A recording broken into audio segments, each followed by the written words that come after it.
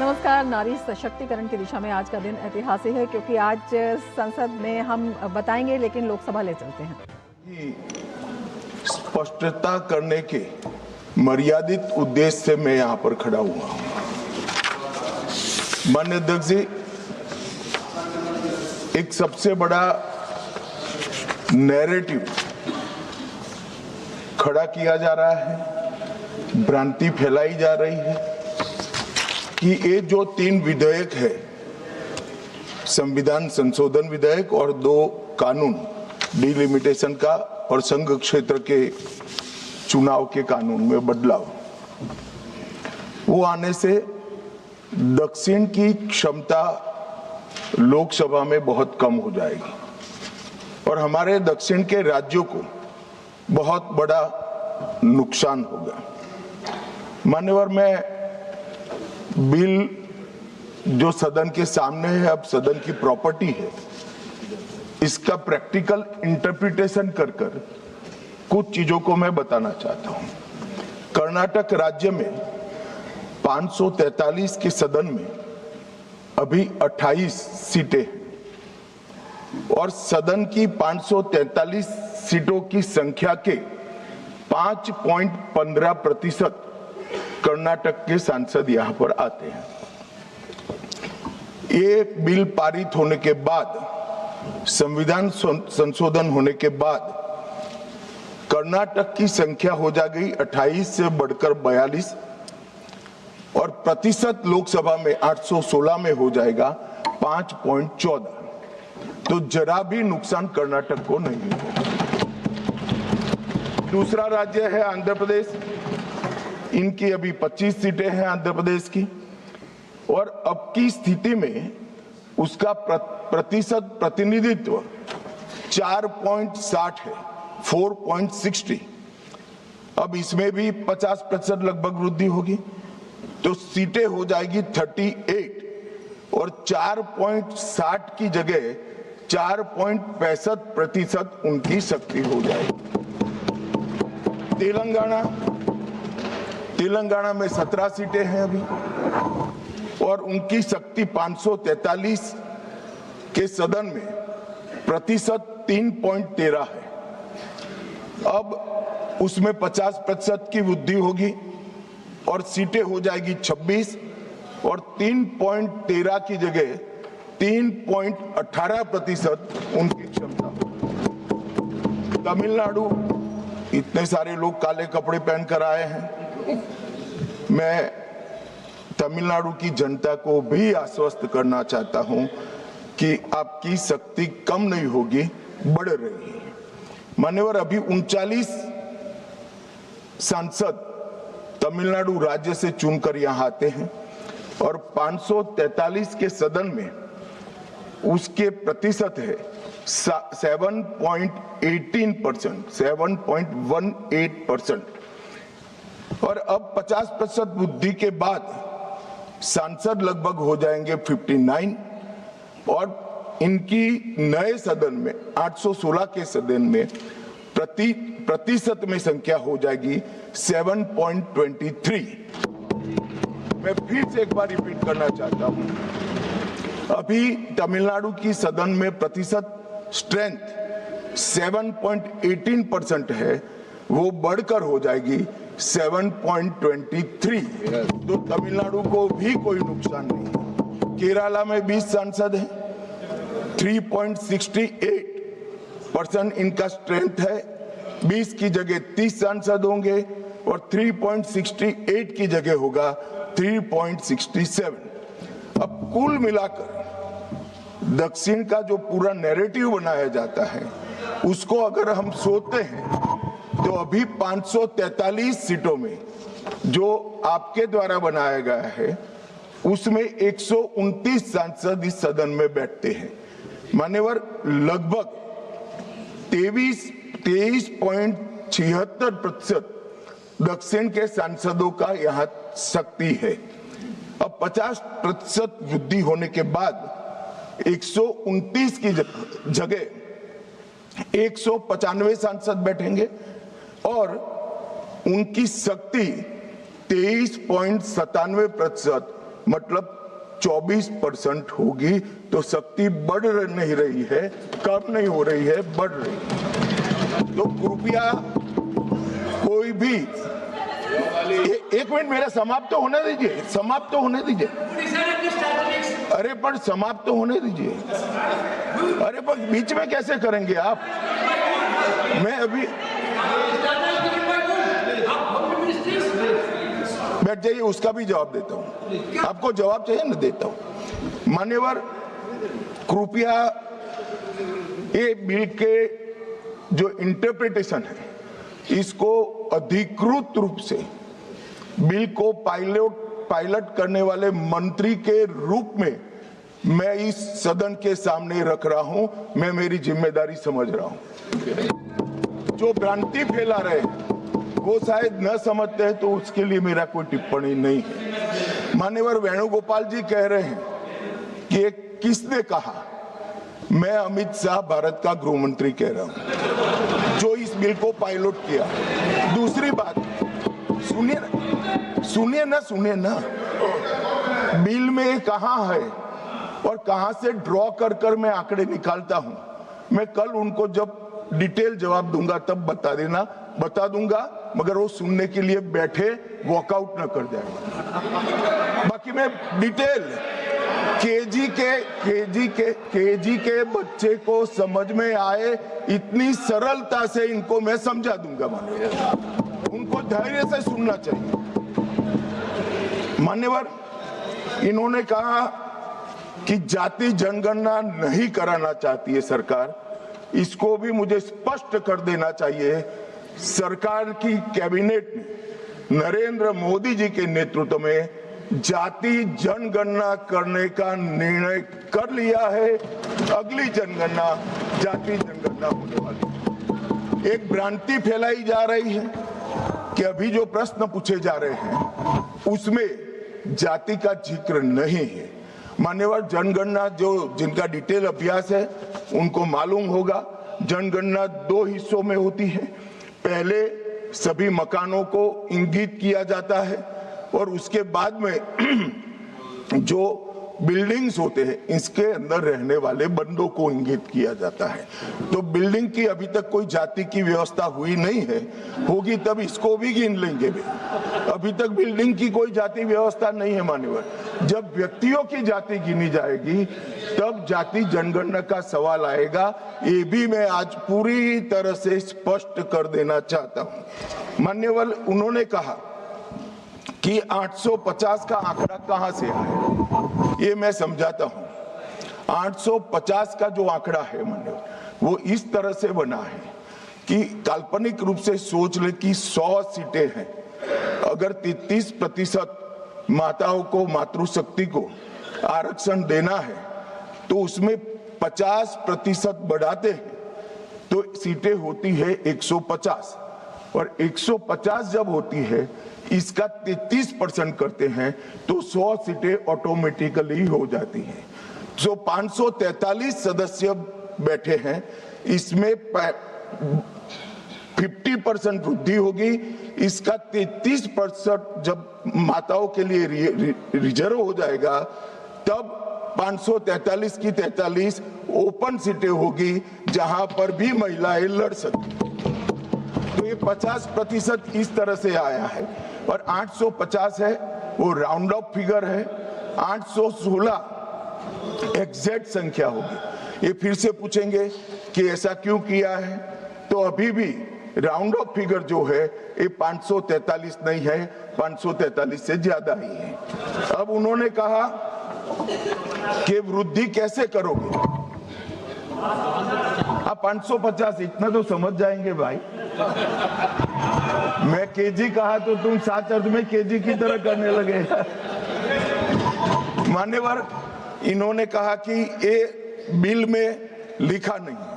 सांसद ज्योतिमणि और दक्षिण के कई सारे सांसदों ने कहा, मेरा कल समय ले मैं पढ़वा दूंगा। वैसे समय लेने की जरूरत भी नहीं है। कल मैं सदन के सामने ये डिटेल पूरा देश समझ पाए इस तरह से समझा दूंगा। मान्यवर, डीलिमिटेशन कमीशन का जिक्र है कि डीलिमिटेशन कमीशन में आप आपके लोग बिठा दोगे, ये करोगे वो करोगे। तो मैं माननीय सदस्य प्रियंका जी को कहना चाहता हूं, हमने डीलिमिटेशन कमीशन एक्ट के अंदर कोई बदलाव नहीं किया है। फुल स्टॉप कोमा में आपका डीलिमिटेशन कमीशन एक्ट को हमने रिपीट किया है। अगर आपने उस वक्त मैनिपुलेशन किया है तो मैं इतना कह सकता हूं, आप कह रही हो कि इससे मैनिपुलेशन होगा, तो आपने अगर उस वक्त ये एक्ट का उपयोग कर कर मैनिपुलेशन किया होगा तो मैं इतना कर सकता हूं कि हम नहीं करेंगे और मैं कुछ नहीं कह सकता। मान्यवर, एक वाक्य है कि तमिलनाडु बंगाल में चुनाव हो रहे हैं और ये नया एक्ट आ गया। मान्यवर, नहीं चाहिए, बैठो।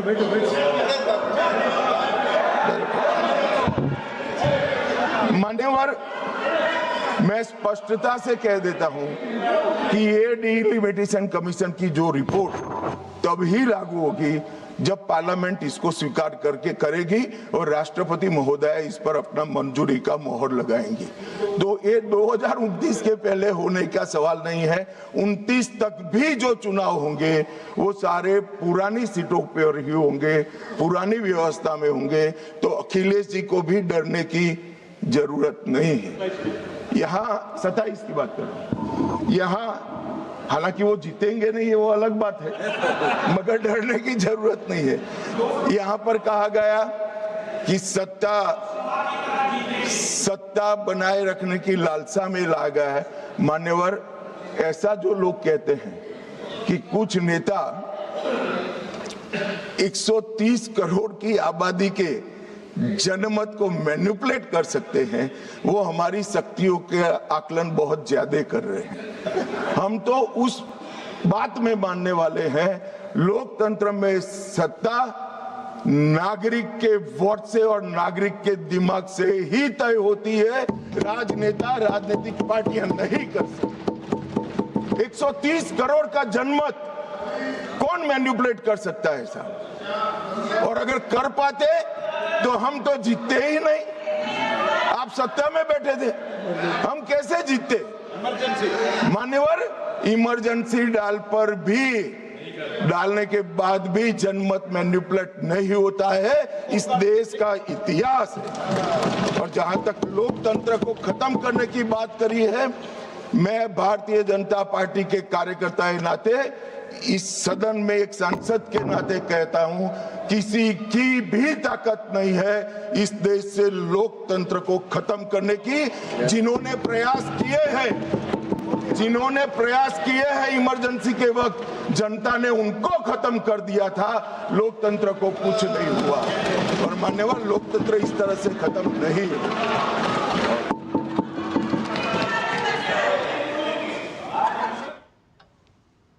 तो केंद्रीय गृह मंत्री अमित शाह लोकसभा में अपना संबोधन दे रहे थे और साफ तौर पर उन्होंने कहा कि लोकतंत्र को किसी तरह का कोई खतरा पैदा नहीं होने दिया जाएगा। और दक्षिण को लेकर जो फेक नैरेटिव एक तरह से फैलाया जा रहा है उस पर भी उन्होंने स्पष्टीकरण दिया। उन्होंने कहा कि जो दक्षिण में सीटों का प्रतिशत है वो यहाँ पर बढ़कर आएगा। अलग अलग राज्यों की उन्होंने बात कही कि किस तरह से चाहे कर्नाटक है, चाहे तमिलनाडु है या अन्य राज्य हैं, वहाँ पर किस तरह से 50% तक इसमें वृद्धि हो रही है। उन्होंने कहा कि फिलहाल 129 सीटें हैं, लेकिन बढ़कर ये 195 हो जाएंगी और कुल 24% के करीब ये जो आंकड़ा है ये बढ़कर आएगा। और आज हम बात भी इसी चर्चा के ऊपर कर रहे हैं, क्योंकि कहा जा रहा है नारी सशक्तिकरण की दिशा में आज का दिन बेहद ऐतिहासिक। संसद में एक ऐसे विषय पर चर्चा जो सिर्फ विधेयक नहीं बल्कि देश की आधी आबादी के सपनों, अधिकारों और भविष्य से जुड़ा हुआ है। नारी शक्ति वंदन अधिनियम एक ऐसा कदम जिससे महिलाओं की राजनीतिक भागीदारी को नई ऊंचाई, और ये नई नहीं होगी, निर्णायक ऊंचाई भी होगी। इनकी आवाज़ और मजबूत होगी, भागीदारी और प्रभाव दोनों बढ़ेंगे। और इसी के लिए संसद के विशेष सत्र में महिला आरक्षण कानून से जुड़े 3 अहम संशोधन विधेयक, संविधान का 131वां संशोधन विधेयक, परिसीमन विधेयक और संघ राज्य विधि संशोधन विधेयक पर चर्चा चल रही है। कैसे ये सिर्फ प्रतिनिधित्व नहीं बल्कि नीतियों में संतुलन लाएगा, समाज में समानता और लोकतंत्र में व्यापक भागीदारी का संदेश है, इसी पर चर्चा करेंगे। मैं हूं रमा त्यागी, हमारे साथ जुड़ेंगे खास मेहमान भी।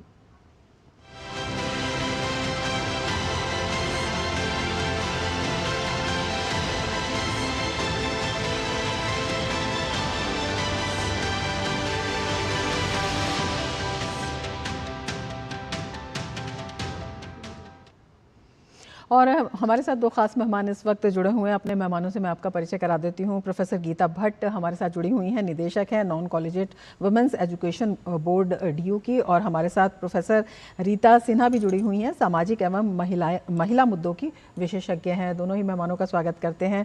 प्रोफेसर गीता भट्ट, कितना ऐतिहासिक दिन आज का कहा जाए जब महिलाओं की राजनीति में एक निर्णायक भागीदारी की बात हो रही है, और ये क्यों ज़रूरी भी है? जी रमा जी, मैं समझती हूँ कि भारतीय जो संसदीय लोकतंत्र है उसमें ये दिन सच में बहुत ही खास है, बहुत ही विशेष है और ऐतिहासिक दिन है, क्योंकि एक जो महिलाओं को संसद में 33% का भागीदारी देने का जो एक विचार था वो यथार्थ में परिवर्तित होने जा रहा है। तो इसके लिए पूरे देश को बहुत बहुत बधाई है और देश के नेतृत्व को भी बहुत बहुत बधाई है कि एक इतना बड़ा कदम, जो कि अपने आप में मैं कह सकती हूँ कि एक जो हमारी पॉलिटी है उसका एक ये डिफाइनिंग मूवमेंट है। ये हम 2047 में हम सब ने मिलकर एक ये प्रण लिया है कि हम देश को विकसित देश बनाएंगे। उसमें भी जो ये बदलाव आज और कल में होने जा रहा है वो एक मील का पत्थर साबित होने वाला है, क्योंकि जो महिलाएं हैं जब उनका हर नीति निर्धारण में उनकी भागीदारी बढ़ने वाली है, डिसीजन मेकिंग में, निर्णय लेने की प्रक्रिया में उनकी भागीदारी बढ़ने वाली है आगे आने वाले समय में, तो ऐसे में जो 21वीं शताब्दी जैसे कि पूरा विश्व कह रहा है कि भारत का होगा, ऐसे ही हम ये भी कह सकते हैं कि आने वाली 21वीं शताब्दी के जो दशक हैं वो भारत की महिलाओं के भी होने वाले हैं। अगर आप देखें तो जो पिछले कुछ वर्षों में, पिछले 2 दशक में जो महिलाओं का प्रतिशत है मतदान करने का, एक इलेक्टोरेट होने का उनका जो प्रतिनिधित्व है वो बहुत बड़ा है, और बल्कि 2019 और 2024 के अगर आप चुनाव देखें तो उसमें पुरुषों से थोड़ा ज़्यादा ही है, अगर आप परसेंटेज अगर देखें तो ये अपने आप में बता रहा है कि महिलाएं आज राजनीतिक समझ और इस पूरी जो प्रक्रिया है, लोकतांत्रिक प्रक्रिया है, संसदीय प्रक्रिया है, उसमें एक निर्णय लेने की मानसिकता के साथ अपनी भागीदारी को वो जिसे कहते हैं कि आज प्रखर रूप से वो बता रही हैं, प्रस्तुत कर रही हैं। और इसीलिए उसी अनुपात में यह आवश्यक है कि जो संसदीय प्रणाली है उसमें जो नेतृत्व है उस नेतृत्व में भी उनकी उतनी भागीदारी हो। इसलिए ये एक बहुत ही ऐतिहासिक और जिसका कि स्वागत होना चाहिए, और मैं समझती हूँ कि ये ऐसा समय है जिसमें हर राजनीतिक दल आगे आके बढ़ के इसका स्वागत ही करेगा। बिल्कुल। प्रोफेसर रीता सिन्हा, आपसे भी हम समझना चाहेंगे, जिस तरह से लगातार हम अगर महिला सशक्तिकरण कहते हैं उसकी तस्वीर पिछले 1 दशक में बदलते हुए देख रहे हैं, कौन से महत्वपूर्ण बदलाव इसमें आए हैं और किस तरह से अब और ये बेहद अहम हो गया है, क्योंकि बेहद संवेदनशीलता के साथ अगर हम कई बार देखते हैं सामाजिक स्थितियों को तो उन्हें डील करना बेहद ज़रूरी होता है। ऐसे में नीति निर्णय में और राजनीति में महिलाओं का आना ये कितने बड़े सपने के सच होने जैसा है 33% आरक्षण की जब हम बात करते हैं, और उसके साथ ही जिस तरह से जो निकाय क्षेत्र हैं, निकाय चुनाव हैं या पंचायतों में महिलाओं की भूमिका निकल कर भी आई है, ग्रामीण इलाकों में बात करते हैं तो वहाँ पर किस तरह से जहाँ नारी को कमज़ोर समझा जाता था अब एक मजबूती मिली है। जी देखिए, नारी सशक्तिकरण एक बहुत बड़ा मुद्दा है, और जब हम आधी आबादी की बात करते हैं तो मुझे लगता है कि यह केवल आधी आबादी नहीं है, बल्कि ये जो आधी आबादी है यह पूरी आबादी को कहीं ना कहीं प्रभावित करती है। और कहा जाता है कि एक महिला शिक्षित हो तो पूरे परिवार को वह शिक्षित करती है। और बाबा साहब भीमराव अंबेडकर को मैं पढ़ रही थी तो उन्होंने कहा है कि अगर किसी देश में नारी का विकास होता है तो इससे यह अनुमान लगाया जा सकता है कि उस राष्ट्र का, उस देश का पूरा समाज और राष्ट्र विकसित हो रहा है। तात्पर्य यह कि एक महिला जो है न केवल परिवार को विकसित करती है बल्कि पूरे समाज को वह एक नई दृष्टि देती है, राष्ट्र के विकास में वह महत्वपूर्ण भागीदारी निभाती है। और ये मैं बता दूं कि जहाँ सृष्टि होती है वहीं पर सौंदर्य होता है, और और जहाँ चेतना होती है वहीं पर उज्जवल वरदान होता है।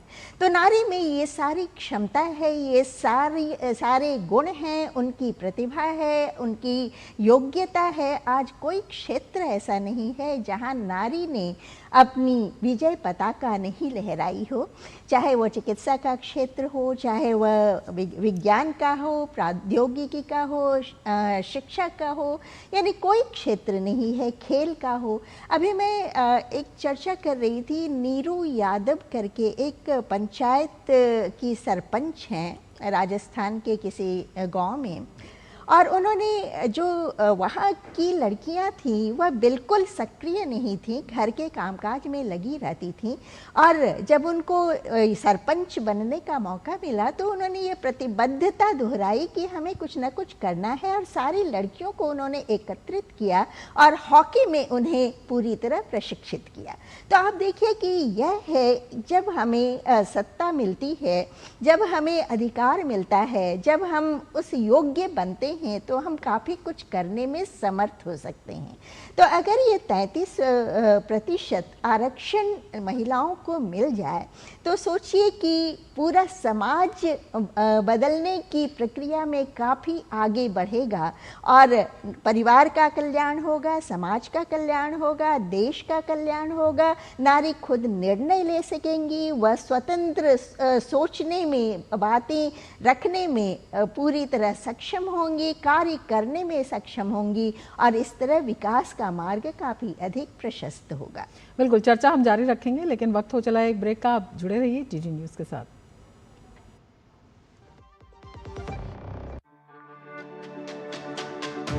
मेरी पसंद, मेरी पसंद, मेरी पसंद, मेरी पसंद, हमारी पसंद, हम सबकी पसंद। मजबूत देश का मजबूत सरिया हो गया स्टील। ब्रेक के बाद फिर से आपका स्वागत है, और दो खास मेहमान हमारे साथ जुड़े हुए हैं। प्रोफेसर गीता, आपसे समझना चाहेंगे, जिस तरह से संसद में इस पर चर्चा चल रही है, ये अपने आप में बेहद महत्वपूर्ण है। विपक्ष ने भी इस पर कुछ अपने मुद्दे जाहिर किए, कुछ चिंताएं जाहिर की, और जिस तरह से सरकार ने उसका जवाब दिया, लगातार ये चर्चा अपने आप में काफ़ी महत्वपूर्ण हो जाती है। हमने देखा केंद्रीय मंत्री अमित शाह ने किस तरह से बताया कि साउथ में जो प्रतिनिधित्व है अभी क्या स्थिति है और उसके बाद क्या बढ़ेगा। तो तमाम ऐसे क्षेत्रों में जहाँ पर जो महिला प्रतिनिधित्व था वो नहीं था, अब जब वो निकल कर आएगा तब किस तरह की एक बदलती हुई तस्वीर दिखाई देगी और कितनी महत्वपूर्ण हो जाएगी तमाम क्षेत्रों में। जी रमा जी, अगर आप 2024 का भी अगर डेटा अगर आप देखें तो जितने प्रतिभागी जिन्होंने चुनाव लड़ा उसमें अगर आप महिलाओं का प्रतिशत अगर देखेंगे तो वो कुल 10% था। 2024 की चुनाव की मैं बात कर रही हूँ। और कई तो ऐसी कॉन्स्टिट्यूएंसीज थी जहाँ की कोई महिला प्रतिनिधि थी ही नहीं, लगभग ऐसी 28% ऐसी कॉन्स्टिट्यूएंसीज थी, कोई महिला प्रतिनिधि खड़ी नहीं हुई थी जहाँ। तो ऐसे समय में एक तो ये अपने आप में जो एक इतना आमूलचूल परिवर्तन जो हो रहा है पूरी व्यवस्था में, लोकतांत्रिक व्यवस्था में, उसको मैं समझती हूँ कि एक तो ये बड़ा एक सकारात्मक दृष्टिकोण बड़ा आवश्यक है, और जो अभी गृह मंत्री जी ने भी उसको विषय को अभी संसद में प्रस्तुत भी किया है। अगर आप देखें तो जब हम सीटों को बढ़ाने की बात करेंगे तो हम सभी जानते हैं कि जो डिलिमिटेशन है उसके लिए ये एक ऐसी प्रक्रिया है जो कि हमें करनी है। ये हमारा जो संविधान है उसमें इसको बाकायदा ये जो एक प्रोसेस है उसको हमें आगे लेकर जाना ही होगा। जैसे मुझे ध्यान में आता है दिल्ली में भी अभी लगभग एक दशक हुआ होगा या उस 1.5 दशक पहले डिलिमिटेशन हुआ था। उससे पहले क्या था कि जो नई दिल्ली की कॉन्स्टिट्यूएंसी थी उसकी जितनी जनसंख्या जो वहाँ वोट कर रही थी और जो आउटर दिल्ली की थी उसमें मतलब 10 गुना ज़्यादा जनसंख्या वहाँ थी। तो अनुपात जो है सभी जितनी कॉन्स्टिट्यूएंसीज है उनमें जो जनसंख्या वोटिंग करेगी उसका अनुपात लगभग बराबर होना चाहिए। तो उसके लिए आवश्यक है कि हमें ये डिलिमिटेशन, जब हम संख्या बढ़ा रहे हैं हर राज्य में और उसका अनुपात 50%, ये आज प्रधानमंत्री जी ने सांसद की पटल से लोकसभा में इस बात को कहा है कि मैं ये आपको आश्वस्त करता हूँ सभी वहाँ सांसदों को कि इसको जो है इसमें किसी का भी नुकसान नहीं होगा, और ये सिर्फ किसी व्यक्ति विशेष की या किसी राजनीतिक दल को इसका क्रेडिट नहीं मिलेगा, बल्कि इस देश की संसद को, हमारी जो लोकतांत्रिक प्रक्रिया है उसको इस बात का क्रेडिट मिलेगा कि हमने अपने देश की महिलाओं को कदम से कदम बढ़ाने के लिए हमें साथ में उन्हें इस लोकतांत्रिक प्रक्रिया में जोड़ा है। तो ये एक बड़ा, जिसे सिंपल मैथमेटिक्स है कि कहीं भी अगर 80, उत्तर प्रदेश की अगर 80 सीटें हैं अभी, तो उसमें 50% जुड़ जाएंगी, यानी कि 120 सीटें हो जाएंगी। और इस पूरी प्रोसेस को करने में समय भी लगेगा, जो पूरी प्रक्रिया है उसको करने में समय लगेगा। इसलिए अगर हम आगे जाते हैं, अगर हम आगे का जो सेंसस होने वाला है, जिसकी प्रक्रिया अब शुरू हो गई है एक तरह से, उस सेंसस के बाद अगर हम करेंगे तो 2034 में हम इसको ला पाएंगे, 29 में नहीं ला पाएंगे। तो उसको करने के लिए आवश्यक है कि हम अभी ये जो पूरी प्रक्रिया है इसको प्रारंभ करें। तो जो 2011 का सेंसस है उसके आंकड़ों को लेते हुए ये पूरी जो आगे की प्रक्रिया है उसको प्रारंभ किया जा रहा है। प्रोफेसर रीता सिन्हा, आपसे भी समझना चाहेंगे, जिस तरह से सरकार की कोशिश है कि ये ज़मीनी हकीकत जल्दी बन सके, जिससे कि महिलाओं की जो दशकों पुरानी एक चिंता थी कि महिलाएं जो है, मतलब जो वोटिंग करने के पैटर्न में कई ऐसे राज्य हैं जहां पर संख्या में भी ज़्यादा हैं और जहां पर उनका प्रतिशत भी ज़्यादा होता है, लेकिन भागीदारी उस अनुपात में उन्हें मिलनी चाहिए, ये मांग थी। जब ये मांग पूरी होती हुई दिखाई देती है। जी, मुझे लगता है कि अभी प्रोफेसर गीता भट्ट जी ने जो कहा है बिल्कुल उचित है ये, और परिसीमन जो है आवश्यक प्रक्रिया है। और ये आप अगर देखिए, आंकड़ा देखिए, तो अभी जो लोकसभा में है वह 14 से 15% महिलाओं की भागीदारी देखी जा सकती है, और विधानसभा में तो केवल 10% ही देखी जा सकती है। लेकिन जब इसका आंकड़ा काफ़ी बढ़ जाएगा तो महिलाओं की संख्या काफ़ी बढ़ जाएगी, और संख्या बढ़ेगी तो नारी शक्ति में भी काफ़ी विकास होगा। यानी नारी जो कुछ करना चाहती है, जिस कार्य के लिए वो प्रतिबद्धता के साथ सोचती है, जो उसके सपने हैं और जो वह चाहती है कि हम इसको पूरी तरह से अंजाम दे सकें, उसकी जो इच्छाएं हैं, और अगर उसको वह मौका मिलता है और अगर उसको वह योग्यता दी जाती है, प्रदान की जाती है, और साथ में अगर उसको वह अधिकार दिया जाता है, तो वह काफ़ी कुछ करने में सक्षम हो सकेगी। आप देखिए, कहा जाता है कि जब हम शोषण के दौर से गुजरते हैं तो हमारे मन में बहुत सारी प्रतिक्रियाएं होती हैं, और हम चाहते हैं कि कोई दूसरा व्यक्ति उस शोषण के दौर से ना गुजरे।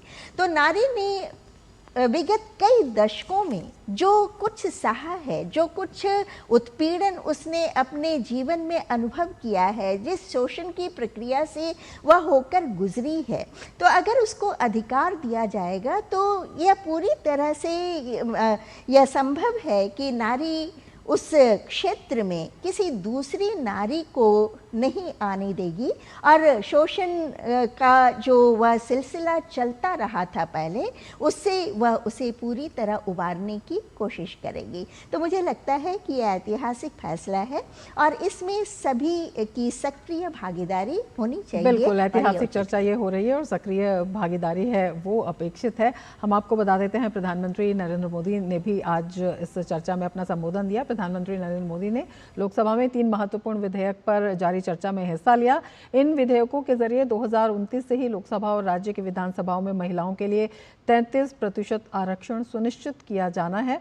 प्रधानमंत्री मोदी ने कहा कि भारतीय लोकतंत्र को अधिक जीवंत और सहभागी बनाने के लिए विधायी निकायों में महिलाओं के लिए आरक्षण समय की आवश्यकता है। उन्होंने कहा, इस आरक्षण को लागू करने में किसी भी प्रकार की देरी अत्यंत दुर्भाग्यपूर्ण होगी। उन्होंने कहा, दशकों से पिछली सरकारों द्वारा लोकतांत्रिक संस्थानों में महिलाओं को उनका उचित स्थान दिलाने के लिए बार बार प्रयास किए गए हैं। उन्होंने कहा, समितियां गठित की गई और विधेयकों के मसौदे प्रस्तुत किए गए, लेकिन वे कभी पारित नहीं हो सके। प्रधानमंत्री ने कहा कि महिलाएं भारत की लगभग आधी आबादी हैं और राष्ट्र के प्रति उनका योगदान विशाल है, अमूल्य है। प्रधानमंत्री ने कहा, जब भी महिला आरक्षण के विषय पर चर्चा हुई है और जिसने भी इसका विरोध किया है उसे देश की महिलाओं ने माफ नहीं किया है। हमारे देश में जब से विमेन रिजर्वेशन को लेकर के चर्चा हुई है और उसके बाद जब जब चुनाव आया है, हर चुनाव में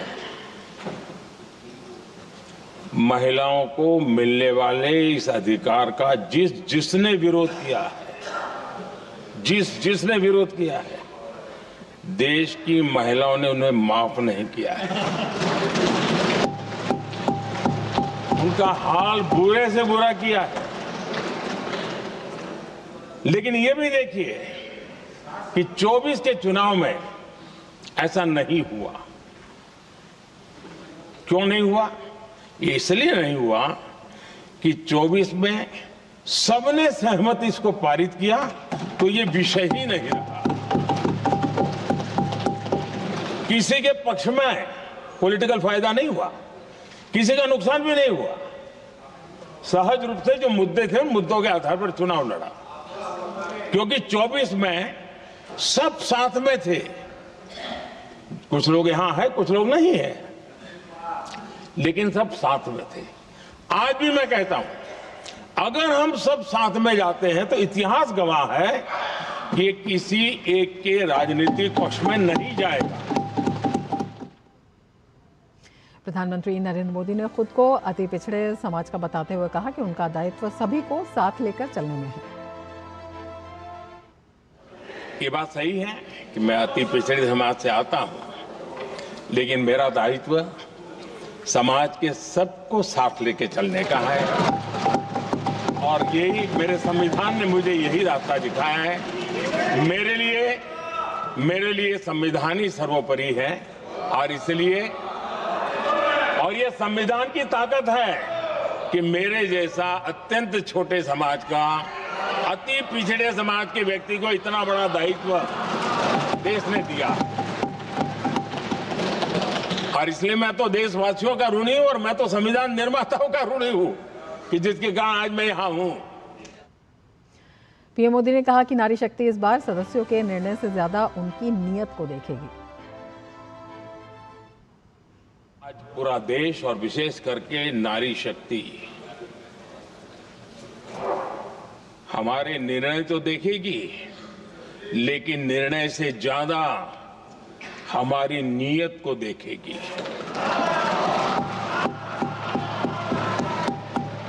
और इसलिए हमारी नीयत की खोट देश की नारी शक्ति कभी माफ नहीं करेगी। प्रधानमंत्री ने कहा कि राष्ट्र के रूप में विचार करना सभी का दायित्व है। उन्होंने कहा कि सरकार कभी भी टुकड़ों में नहीं सोच सकती। उन्होंने आश्वस्त किया कि निर्णय प्रक्रिया किसी भी राज्य के साथ भेदभाव नहीं करेगी। हम सबको एक राष्ट्र के रूप में विचार करना हमारा दायित्व बना, चाहे कश्मीर हो या कन्याकुमारी। हम टुकड़ों में न सोच सकते हैं, न टुकड़ों में हम निर्णय कर सकते हैं। और इसलिए निराधार रूप में, जिसमें कोई सच्चाई नहीं, रत्ती भर सच्चाई नहीं है, सिर्फ राजनीतिक लाभ लेने के लिए जो बवंडर खड़ा किया जा रहा है, मैं आज बड़ी जिम्मेवारी के साथ इस सदन में, इस पवित्र जगह से कहना चाहता हूं, चाहे दक्षिण हो, उत्तर हो, पूर्व हो, पश्चिम हो, छोटे राज्य हो, बड़े राज्य हो, मैं आज एक जिम्मेवारी से कहना चाहता हूं कि निर्णय प्रक्रिया किसी के साथ भी भेदभाव नहीं करेगी। पीएम ने कहा कि 25 साल से जमीनी स्तर पर बहनें नेता बन चुकी हैं। उन्होंने कहा आज जो भी संसद में उनके प्रतिनिधित्व का विरोध करेंगे उन्हें कीमत चुकानी पड़ेगी। जो भी राजनीतिक जीवन में सफलतापूर्वक आगे बढ़ना चाहते हैं, उनको ये मान के चलना पड़ेगा कि पिछले 25-30 साल में लाखों बहनें ग्रास रूट लेवल पर लीडर बन चुकी हैं। अब उनके अंदर सिर्फ यहां 33% का नहीं, वहां भी वो आपके फैसलों को प्रभावित करने वाली है। और इसलिए जो आज विरोध करेंगे उसको लंबे समय तक कीमत चुकानी पड़ेगी, लंबे समय तक कीमत चुकानी पड़ेगी। और इसलिए राजनीतिक समझदारी भी इसी में है कि हम ग्रासरूट लेवल पर महिलाओं की जो पॉलिटिकल लीडरशिप खड़ी हुई है उसको आपने अब कंसीडर करना पड़ेगा। पीएम मोदी ने यह भी कहा कि हम चाहते हैं कि देश की 50% जनसंख्या नीति निर्धारण का हिस्सा बने, ये समय की मांग है।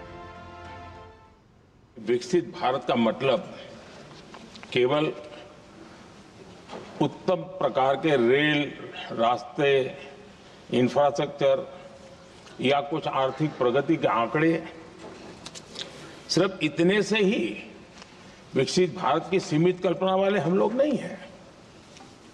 हम चाहते हैं कि विकसित भारत जिसके नीति निर्धारण में साच अर्थ में सबका साथ सबका विकास का मंत्र समाहित हो, देश की 50% जनसंख्या नीति निर्धारण का हिस्सा बने, ये समय की मांग है। और आइए अब आपको दिखा देते हैं विपक्ष का क्या कहना है इस बारे में। समाजवादी पार्टी महिला आरक्षण के पक्ष में है और समाजवादी पार्टी का इतिहास रहा है कि हम लोगों ने हमेशा महिलाओं को आगे बढ़ाने के लिए काम किया है। हमारी मांग होगी कि पहले सेंसस कराए, जनगणना कराई जाए। कांग्रेस पार्टी महिला आरक्षण के पक्ष में है, पर कृपया महिला आरक्षण को आप सरल करिए ताकि महिला आरक्षण जिस समय कानून पारित हो उसी समय लागू हो जाए। तो ये आपने देखा कि विपक्ष का क्या कहना है, लेकिन देश भर में महिलाओं में काफ़ी उत्साह है। उत्तर प्रदेश के बस्ती में महिला आरक्षण बिल को लेकर महिलाओं में ज़बरदस्त उत्साह देखने को मिल रहा है। महिलाओं ने केंद्र सरकार द्वारा 33% आरक्षण देने वाले बिल को ऐतिहासिक कदम बताया है, जिससे महिलाओं को राजनीति में नई पहचान मिलेगी, नई भागीदारी मिलेगी। प्रधानमंत्री मोदी की भी उन्होंने सराहना की है और महिला सशक्तिकरण की दिशा में बड़ा बदलाव भी इसे बताया है। दिखाते हैं उनका उत्साह। पिछले दशकों में हम सिर्फ वोट डालने तक राजनीति में इस्तेमाल होते थे। अब हम सदन में बैठेंगे। जो महिलाएं जिनको उज्ज्वला कनेक्शन मिलता था कि हाँ आप घर में बैठिए रोटी बनाइए, वो महिलाएं भी अब पंचायती चुनाव लड़ेंगी, वो महिलाएं भी अब विधायकी लड़ेंगी, वो महिलाएं भी अब सांसदी लड़ेंगी। तो अब इससे ज़्यादा सम्मान मुझे नहीं लगता किसी सरकार में मिलेगा। बहुत बहुत धन्यवाद सरकार, प्रधानमंत्री माननीय नरेंद्र मोदी जी का, योगी जी का, कि महिलाओं को भी समानता का अधिकार उन्होंने दिया। अभी तक हम राजनीति में सिर्फ एक जो कहते हैं ना कि मोहरा हुआ करते थे, महिलाएं मोहरा हुआ करती थी, राजनीति करती थी, लेकिन वो प्रतिफल उनको नहीं मिलता था। आज हम विधानसभा से लेकर संसद तक अपना जो भी हमारा आरक्षण 33% हमें मिला है उससे हम अपनी भागीदारी कर सकते हैं और अपनी आवाज को बुलंद करके अपनी जो नारी शक्ति की समस्याएं हैं उनको संसद में ला सकते हैं। मैं कितना धन्यवाद करूं अपनी सरकार का, जिन्होंने हमें उस बराबरी के दर्जे में, समाज में बराबर के अधिकार के दर्जे में बैठाया। और अब जितना पुरुष बैठेगा उससे कहीं ज्यादा महिलाएं सदन में बैठेंगी, संसद में बैठेंगी, विधानसभा में बैठेंगी और पंचायत में बैठेंगी, हर जगह अब हमें बराबरी का अधिकार मिला। इसके लिए मैं बहुत बहुत बहुत आभारी हूँ। तो महिलाओं में ज़बरदस्त उत्साह है, इंतज़ार कर रही हैं महिलाएं और ये भी कह रही हैं जिस तरह से राजनीति में हम केवल एक मोहरे के रूप में इस्तेमाल होते थे वो नहीं होंगे, बल्कि हमें भी अब वहाँ पर निर्णय लेने का अधिकार मिलेगा। हम नीति निर्माताओं में शामिल होंगे। अपने आप में बड़ी अपेक्षाएं हैं और सपनों को बड़े पंख लग रहे हैं। दो खास मेहमान हमारे साथ मौजूद हैं इस वक्त। गीता भट्ट जी, आपने देखा प्रधानमंत्री मोदी ने कितनी खूबसूरती के साथ बताया कि ये क्यों समय की मांग है और ये क्यों समय से पूरा होना चाहिए। लेकिन जिस तरह से विपक्ष का भी आपने देखा, हमने दिखाया समाजवादी पार्टी, कांग्रेस, उनके जो प्रतिनिधियों की जो भावनाएं थी उनको भी आपने देखा। उन्होंने कहा कि नहीं, जनगणना होनी चाहिए या फिर जब ये लाया जाए तभी लागू होना चाहिए। लेकिन देर इसमें लगातार होती रही है, क्योंकि ये अभी नहीं, दशकों से इसकी बात चलती रही है और किसी न किसी मुद्दे पर ये टल जाता है। तो नहीं लगता है कि जो सरकार जो तर्क दे रही है उनको आप किस तरह से देखते हैं और जो विपक्ष की चिंताएं हैं वो आपको क्या लगती हैं? देखिए, जैसे प्रधानमंत्री जी ने एक वहाँ बड़ी अच्छी, मैं वहाँ दर्शक दीर्घा में बैठ के उन्हें सुना मैंने आज तो मैं वहाँ की जो मतलब एक तो पूरा वातावरण था उसे देख रही थी। तो उन्होंने बड़ा स्पष्ट रूप से ये बात कही कि अगर आप इसका विरोध करेंगे तो ये तो मेरे पक्ष में जाएगा, लेकिन अगर आप इसका विरोध नहीं करेंगे, इसका साथ देंगे, तो ये हम सबके पक्ष में जाएगा। और आपने अभी दिखाया भी वो बिंदु। तो अगर आप देखें, अगर ऐतिहासिक रूप से जब 1996 में 96 में पहली बार देवेगौड़ा जी की सरकार थी, उस समय जब इसको लाया गया था, तो उस समय इसका जमकर विरोध हुआ। और हम जानते हैं कि जो खास करके जो क्षेत्रीय दल हैं, उन्होंने तो बहुत ज़्यादा, चाहे वो समाजवादी पार्टी हो, चाहे आरजेडी हो, इन पार्टियों में उन्हें के जो उस समय के नेता थे, उन्होंने मुलायम सिंह यादव जी ने क्या कहा, ये सब हम जानते हैं कि भाई परकटी महिलाएं आएंगी और इस तरह की बातें, और इसका बहुत विरोध हुआ। लेकिन आप देखें कि अब समय काल परिस्थिति के अनुसार, जो अभी प्रधानमंत्री जी ने भी ये कहा कि जो लंबा जाना चाहते हैं राजनीति में, वो अपने आप को इस बदलाव के साथ उन्हें जुड़ जाना चाहिए। तो समय काल परिस्थिति के अनुसार पिछले 30 वर्षों में, आज हम 2026 में हैं, 1996 में पहली बार महिला आरक्षण का विषय जो है वो संसद में लाया गया था। तो 30 वर्षों में जो कितना बदलाव समाज में आ गया है, और महिलाओं की जो सक्रियता है, जितने आयाम हैं काम करने के, उन सभी आयामों में राजनीति को जोड़ते हुए एक बदलाव आया है। और महिलाएं अब एक जो अपने आप, जिसे हम कह सकते हैं कि एक समूह के रूप में, कि आज उनको ध्यान में रखते हुए जिस प्रकार की योजनाएं जो अलग अलग, चाहे केंद्र सरकार है, चाहे अलग अलग राज्य सरकारें हैं, वो अपने आप को उससे अछूता नहीं रख सकती हैं। उन्हें महिलाओं को केंद्र में रखकर, उनको ध्यान में रखकर, कई जितनी भी आगे जो समाज कल्याण, जन कल्याण की योजनाएं बनाते हैं, उनमें केंद्र में उन्हें रखना ही है। तो आज वो एक सशक्त, उनकी एक वोटर आइडेंटिटी के रूप में उभरी है। और अब आने वाले समय में वो अपना प्रतिनिधित्व देश के नेतृत्व में भी चाहती हैं, कि जो नेतृत्व है उसमें हमारी भी भागीदारी हो। तो विपक्षी दल, जैसे आपने देखा, हर किसी ने ये नहीं कह सके कि आप इसको मत लाइए। सब ने कहा कि हम इसका समर्थन करते हैं, लेकिन उसके साथ उन्होंने राइडर लगा दिए। लेकिन जब देश के गृह मंत्री, देश के जो संसदीय मंत्री हैं, किरण रिजिजू जी ने कहा, और प्रधानमंत्री जी ने जब सदन के पटल पर आकर जब इस बात को कहा है, मुखर रूप से कहा है कि किसी भी जो राज्य है उसको इसका कोई नुकसान नहीं होगा, हर किसी की जो आज का अनुपात है उसके अनुसार सीटें बढ़ेंगी।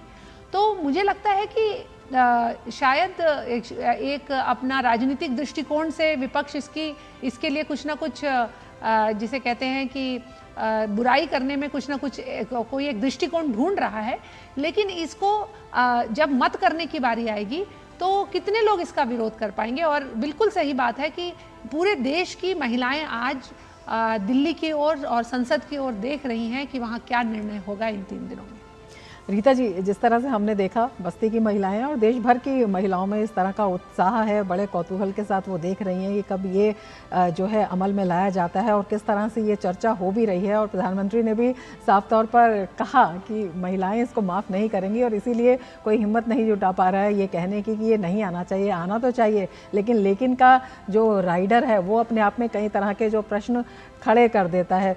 तो क्या लगता है कि महिलाएं भी पूरी सोच के साथ, तन्मयता के साथ इस बार ये प्रतीक्षा कर रहे हैं कि इस बार इस तरह की कोई लेकिन जो है वो बीच में नहीं आनी चाहिए? ये जो मुखर सोच है ये अपने आप में कितनी ज़रूरी है, कितनी आवश्यक है, और किस तरह से यही सोच इस तस्वीर को भी बदलेगी? जी देखिए, जब भी कुछ बदलाव होता है तो किंतु परंतु तो होना स्वाभाविक हो जाता है, लेकिन उससे डिले भी हो जाता है। डिले हो जाता है, लेकिन अंजाम तो देना पड़ता है, उसकी परिणति होती है, सामने आती है, परिणाम अच्छा होता है।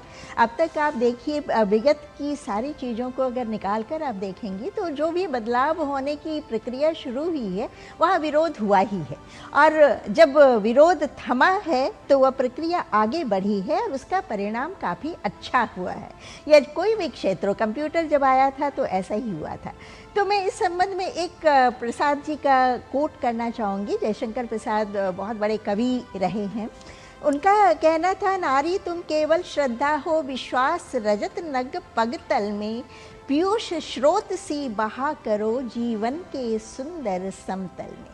तो नारी श्रद्धा तब बनती है जब वह अपनी शक्ति का प्रदर्शन भी करती है, क्योंकि शक्ति के बिना कभी भक्ति नहीं होती और भक्ति के बिना कभी श्रद्धा प्राप्त नहीं होती है। तो नारी की शक्ति से हमारे सभी लोग अवगत हैं, चाहे वो पक्ष के हों चाहे वो विपक्ष के हैं।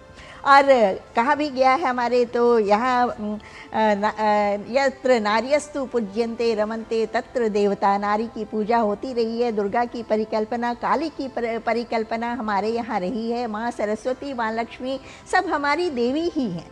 तो जहाँ पर इतनी शक्ति है तो कोई कैसे इनकार कर सकता है या कोई कब तक विरोध कर सकता है, और इसका परिणाम जब होगा तो काफ़ी अच्छा होगा। नारी में जो प्रतिबद्धता होती है, नारी में जो लगन होती है, परिश्रम की क्षमता होती है, नेतृत्व करने की क्षमता होती है, वह घर जिस तरह से कुशलतापूर्वक चला सकती है, सब कुछ वह प्रबंधन क्षमता का वह प्रदर्शन करती है। जब घर में करती है तो वह बाहर भी कर सकती है। और आज तो मैं देखती हूँ कि छोटी छोटी बच्चियों में इस तरह से जो उनकी दृष्टि विकसित हुई है, किस तरह से हम मैनेज करें चीज़ों को, किस तरह उनके भीतर जो प्रबंधन की क्षमता है वो इतनी अधिक विकसित हो गई है। शिक्षा ने उन्हें एक नई दृष्टि दी है, नेतृत्व क्षमता के लिए उन्हें एक दिशा दी है। बिल्कुल जमीन से लेके आसमान तक जो नारी का कौशल है और प्रतिभा है वो देखने को मिल रही है। चर्चा हम जारी रखेंगे, लेकिन वक्त हो चला है एक ब्रेक का। जुड़े रहिए डीडी न्यूज़ के साथ। जब धरती चीर कर निकलता है लोहे का पत्थर और मिलता है मोंगिया के जोश से, फिर तपता है, पिघलता है और बनता है फौलाद। अब होता है सरिया सारी खूबियों के साथ। मोंगिया स्टील, मजबूत देश का मजबूत सरिया। ब्रेक के बाद फिर से आपका स्वागत है। दो खास मेहमान हमारे साथ जुड़े हुए हैं। गीता जी, आपसे हम जानना चाहेंगे, जिस तरह से लगातार आप बता रही हैं कि आप दर्शक दीर्घा में भी बैठी और आपने वहाँ प्रधानमंत्री को भी सुना और विपक्ष को भी सुना। जो विपक्ष की मेन आपत्ति है जो समय को लेकर है, कुछ विपक्षी दलों ने चुनावों का हवाला भी दिया है, लेकिन जो भारत देश का, हमारे देश का जिस तरह से ढांचा है उसमें हर साल कोई ना कोई चुनाव होता ही है, तो उसे लेकर उसे एक तकनीकी कारण बनाना कितना तार्किक है? जी देखिए, विपक्ष अगर ध्यान में आता है कि जब वन नेशन वन इलेक्शन की बात होती है कि भाई सभी जगह एक साथ प्रयास करें, तो उसका भी विपक्ष विरोध करता है। लेकिन जैसा आपने बिल्कुल ठीक कहा कि लगभग हर 6 महीने में कहीं ना कहीं, कितना बड़ा देश है, चुनाव होते ही रहते हैं। तो और मैं समझती हूँ कि इसको विशेष रूप से करना भी चाहिए था, क्योंकि ये अपने आप में एक ये इतना महत्वपूर्ण बदलाव पूरी हमारी जो पार्लियामेंट्री जो डेमोक्रेसी है उसमें जो बदलाव आ रहा है, उस बदलाव को कहीं ना कहीं एक विशेष स्थान मिलना चाहिए था। और राजनीतिक दलों का जो यह खास करके जो दक्षिण भारत के जो राज्य हैं उनमें उनको जो है दिक्कत आने वाली है। इस प्रकार की बार बार विपक्षी दल इस तरह की एक भ्रम पैदा करने की बात कर रहे हैं, बार बार बीच में ओबीसी आरक्षण की बात ला रहे हैं, लेकिन ये कोई नहीं बता रहा कि अभी हमारी संसद में ओबीसी तो आरक्षण है ही नहीं। आप ये बात क्यों नहीं बता रहे? क्योंकि अभी तक सिर्फ SC STs के लिए रिजर्वेशन आरक्षण जो है, सीटों का आरक्षण हमारी संसदीय प्रणाली में है, लेकिन ओबीसी का नहीं है। तो महिलाओं के मतलब सिर्फ विरोध करने के लिए विरोध करना, और ये बिल्कुल तय है कि जब 50% सीट आपकी अनुपात में बढ़ेंगी जितनी आज हैं, तो दक्षिण की भी उसी अनुपात में जो आज उनकी जितनी सीट है, तो दक्षिण के जो राज्य थे उनके मन में जो पहले भय था, उनके मन का भय ये था कि आगे आने, क्योंकि हमने जो है एक तरह से परिवार नियोजन का ध्यान रखा, तो उसमें हमारी जनसंख्या का अनुपात कम हो गया है। तो अगर जनसंख्या को ध्यान में रखा जाएगा सेंसस में आने वाले, तो उसमें हमें कहीं नुकसान ना हो जाए। तो लेकिन ये बात बिल्कुल पूर्ण रूप से स्पष्ट हो गई है कि आज की जितनी राज्यों की जो आज उनकी सीटें हैं, उसके 50% अनुपात में ही इन्हें बढ़ाया जाएगा हर राज्य की। तो जनसंख्या का इसमें अब सिर्फ राज्य के अंदर जो डिलिमिटेशन कराया जा रहा है, सिर्फ उस जनसंख्या को एक तरह से दोबारा से रीडिस्ट्रीब्यूशन की, कौन सी कॉन्स्टिट्यूएंसी में कितनी जनसंख्या वोट करेगी, ताकि हर कॉन्स्टिट्यूएंसी में एक बराबर, लगभग एक बराबर जनसंख्या रहे वोट करने के लिए। तो इसलिए ये भय जो है ऐसा लग नहीं रहा है, इसको इतने प्रत्यक्ष रूप से देश के प्रधानमंत्री जब संसद में आकर, और उन्होंने ये भी कहा वहाँ कि मैं जो भी किसी भी जितने भी विपक्षी दल हैं उनमें से जो भी किसी सबकी फोटो लेके प्रचार जो है भारत सरकार के खर्चे पे करने को तैयार हूँ, अगर ये बिल पास हो जाएगा सबकी फोटो लगाकर, ताकि सबको इसका श्रेय। तो इस तरह की जब इतने उदार मन से संसद में देश का नेतृत्व जब बात रख रहा है, तो इसके लिए मैं समझती हूँ कि बाकी राजनीतिक दलों को साथ आना चाहिए और इस तरह का जो ये कृत्रिम भय है, आर्टिफिशियल फियर क्रिएट किया जा रहा है, उसकी आवश्यकता नहीं है। इस कृत्रिम भय की वजह आपको क्या लगती है गीता जी, जिस तरह से, क्योंकि परिसीमन के बारे में भी सरकार स्पष्ट रूप से बोल रही है, जनगणना के बारे में सरकार स्पष्ट रूप से बोल रही है, क्यों इसे जल्दी लाना जाना चाहिए, सरकार इसे स्पष्ट रूप से बोल रही है, उसके बाद ये कृत्रिम भय की वजह क्या है? कृत्रिम भय की वजह यह भी हो सकती है क्योंकि एक इतना, देखिए 3 दशकों से ये बिल हम अगर देखें, इसके थोड़े से अगर रमा जी समय दे तो मैं बैकग्राउंड में इसके जाना चाहूंगी।